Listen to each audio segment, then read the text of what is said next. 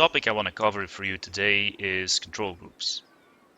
It can really help you to micro better, and I always apply the same basic principle to whatever army I'm setting up control groups for. It really works for me across different factions. So let me show you how you can do that in a way that I think is pretty efficient. So we have a Bretonnian army here. It's rather standard, and that's because I just wanted like a nice standard army to show you how I would do this under normal circumstances, because sometimes there's going to be slight variations on which units go into which control group, but for the most part it's always the same. Of course, based on the army you're using, based on the units you have, you may make some slight adjustments, but as you will see once I explain why I'm setting up the groups like this, same basic principles always apply. So that's our control groups. Group 1 is the infantry. It's the only group that's in a locked formation. That way they can charge, they can stay in formation as you're moving them around, as you're turning them to face enemies. For the most part, infantry doesn't really require very fine control. The thing, of course, you got to pay attention to is that when you're using this type of group lock and you click on the enemy army, you still want to give individual orders to them afterwards, because otherwise they might mess up their charges if units fly overhead, or if the enemy line behaves strangely. It's just safer to give individual orders to them. But yeah, just main body of the army, group 1, makes a lot of sense to me. Now, the Lord is usually a unit that requires fine control. You don't want to lose him, you don't want to lose track of him. So, especially in an army like this, I think he should be on a separate group by himself. Sometimes you can add like one unit or maybe two that are meant to be used in conjunction with him, like Alberic synergizes pretty well with Hippogriff Knights. Archaon may synergize decently with the Swords of Chaos. Maybe there's some units you just want to keep near to your Lord, but in general, I would say keep him on a separate group, because Lords usually have abilities that you want to be able to access. And how you use your Lord is usually going to be a huge part of whether you win a battle or not. So yeah, there's one more thing I wanted to mention about the first groups. Sometimes in your main line, most often in your main line, there are these units like the Grail Relic that need to have a certain position to make auras work. So in this case, I actually botched it a little bit, but if you put it in the right position, and you want it to stay in the right position so that the aura hits everything, it's also a good reason to have your army maintain position like this. You don't have to constantly re-micro that unit to get the aura in the right place.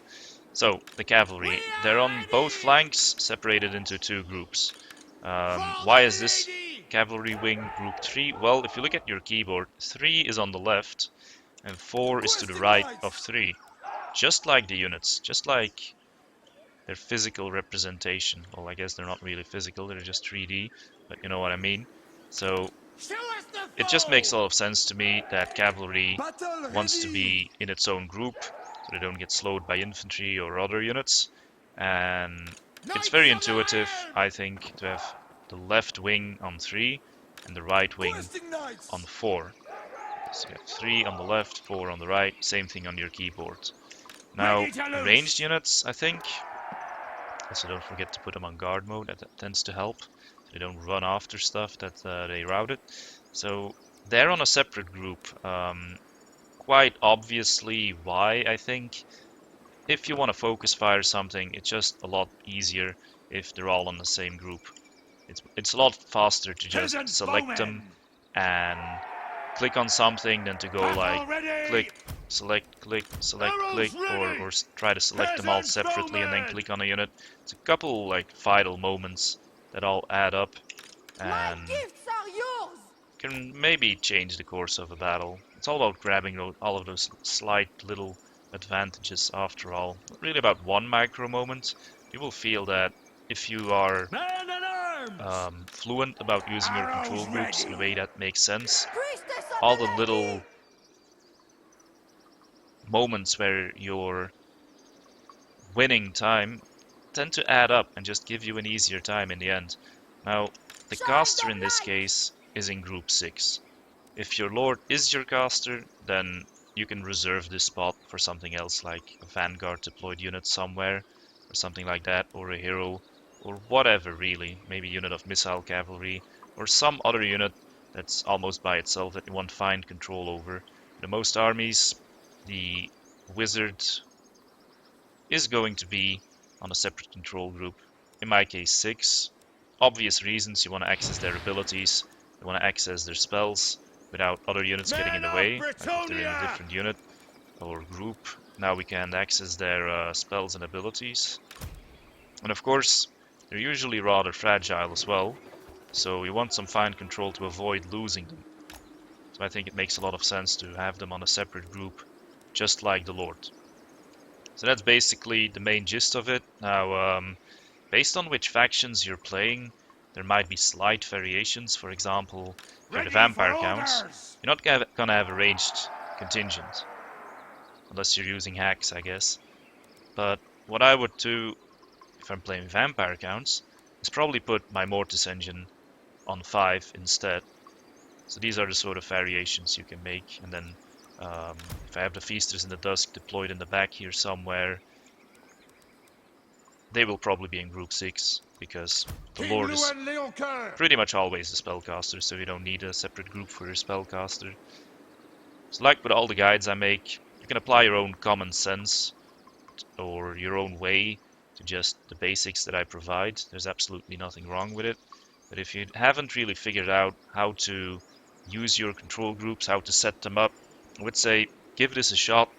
I think you'll find it's going to be very intuitive, very easy for you to use, and it has actually brought me quite a bit of success. There were 2 major leaps, I think, in my performance in tournaments in this game. One was when I started using debug cam, as I'm doing now. And the other thing was when I figured out how to efficiently use my control groups and apply the same logic to it over and over, so I didn't have to go at the start of every battle like, which group do I want this unit in, which group do I want this unit in. You just know from the start how you're going to do it, which can really help, especially with those pesky opponents who ready up really quickly, which I'm sure is something you've come across at some point as well. So give this a shot. Let me know in the comments if it worked for you, what adjustments you made. Let me know if you have other questions or topics that you would like me to cover. Good luck on the battlefield. See you on the next video.